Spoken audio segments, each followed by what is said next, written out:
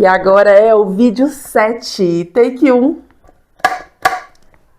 Então vamos lá, nós estamos no final de junho de 2016.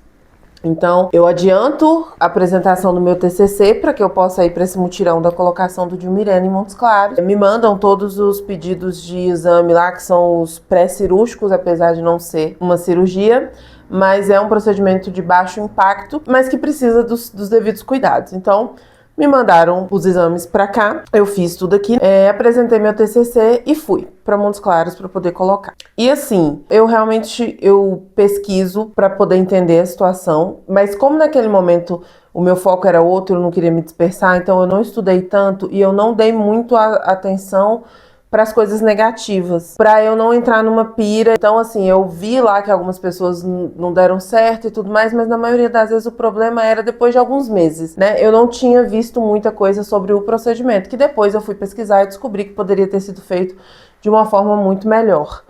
Mas o procedimento em si da colocação do DIU para mim foi um pesadelo absoluto, foi uma situação assim de trauma mesmo, uma violência obstétrica. Talvez um dia, em outras conversas, eu acabe falando a respeito e conte com mais detalhes, mas eu acho que para o foco do que a gente está tentando construir aqui, que é uma linha do tempo, para que a partir disso todo o resto de conteúdo que eu for trazendo faça sentido. Então, para que tudo isso faça sentido no futuro, essa linha do tempo precisa estar bem clara, mas foi algo bem complicado. Mas uma coisa que eu sempre falo quando as pessoas vão colocar DIU Mirena, eu falo, não me leve como exemplo.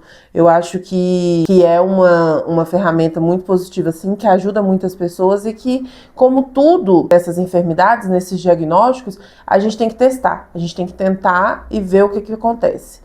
Porque pode funcionar para mim e pode ser terrível. Eu saí de lá, desse anexo da clínica, indo direto para o hospital para ser internada, passando por um processo de trabalho de parto sem feto. Eu não sabia nem que isso existia. Eu fui descobrir sobre isso.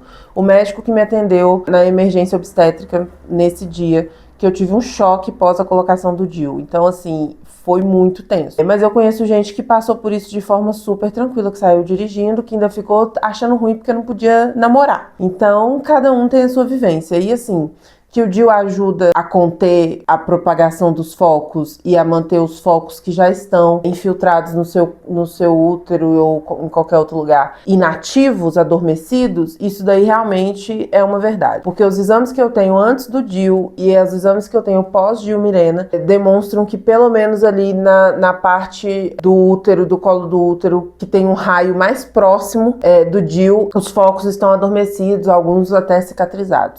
E aí acaba que o que ficou mais grave foram os focos que conseguiram ir mais longe, né? No meu caso, por exemplo, os focos que conseguiram chegar na coluna, nervo ciático, eles acabaram se tornando mais complicados de lidar. E os focos que estão mais entranhados, infiltrados dentro do útero, durante o processo do uso do DIU Mirena, pelo menos pelos exames, eles ficaram adormecidos. Eu sinto isso, sinceramente.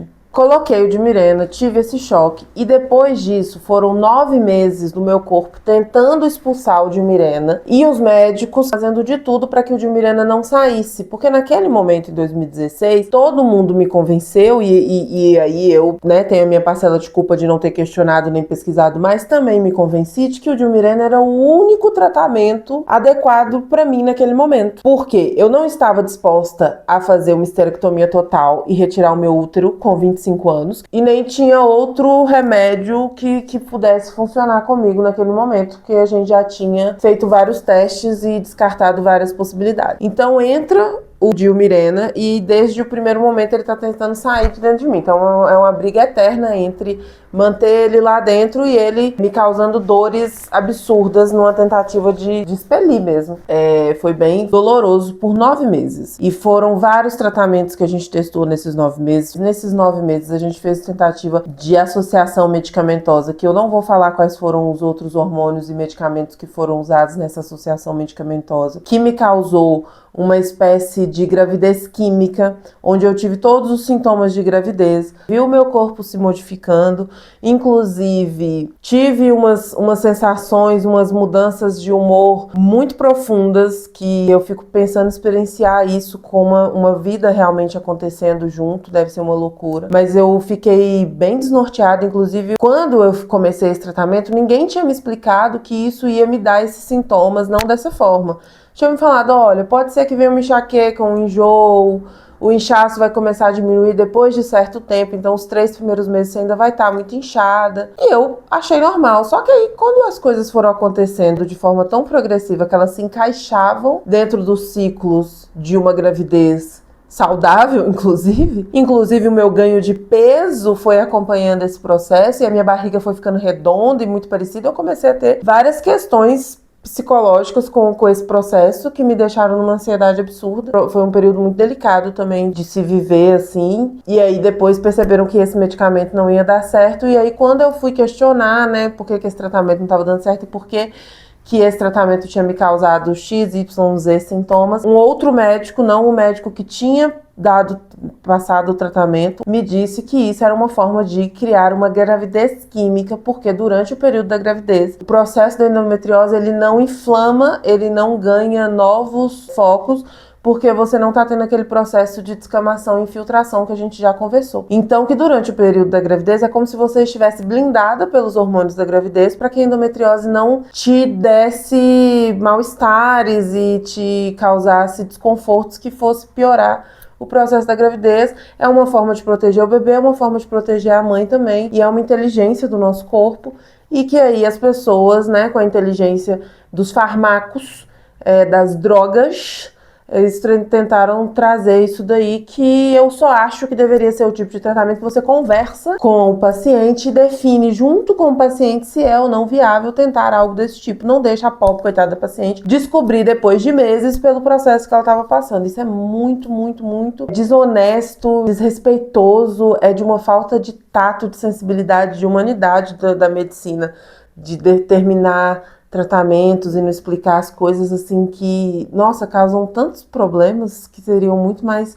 que seriam facilitados. Até as nossas voltas aos consultórios seriam minimizadas se explicassem as coisas com cuidado, né? Mas, enfim, outros questionamentos que precisam ser feitos, porque inclusive a falta de preparo dos médicos para lidar com os pacientes de endometriose, tanto os médicos da área, que teoricamente deveriam ser especialistas, mas nem sempre são, quanto os médicos adjacentes de outras competências que, quando lidam com uma paciente com endometriose, deveriam ter um olhar diferente, mas aí é a conversa mais para frente. Então teve esse processo da gravidez química, teve o processo de uma menopausa química também foi usada uma medicação que emula uma menopausa química, porque também quando a mulher tem essa baixa de determinados hormônios, ela para de menstruar, de ovular, e a descamação também para. Então também é uma forma de tentar proteger esse organismo dos processos evolutivos inflamatórios da endometriose. Então, assim, tentaram de tudo. E aí foram esses 9 meses tentando várias possibilidades, várias coisas. E aí, como eu tinha feito a inserção do DIU dentro de um hospital-escola,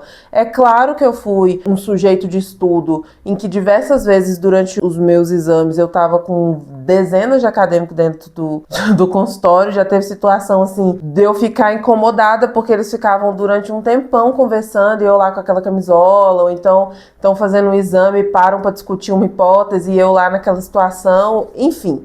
Mas são as questões, né, de você ter acesso a determinadas coisas no hospital-escola, o fato de você, é claro, ser usado como objeto de estudo, e o meu caso chamou essa atenção. Diversas coisas aconteceram, até que chegou no ponto que a médica veio me dizer que tudo que ela sabia que ela poderia fazer por mim, ela tinha feito, ela tinha tentado, tinha conversado com outros médicos, com outros colegas, tinha estudado o caso e tinha tentado fazer tudo que estava ao alcance dela, que de agora para frente ela já não tinha mais como me ajudar. Dito isso, ela me dá uma lista de indicações de médicos para eu procurar aqui em Belo Horizonte, e quando eu volto para Belo Horizonte, procuro esses médicos, eu descubro que a maioria deles custa uma consulta mais caro do que um aluguel da época.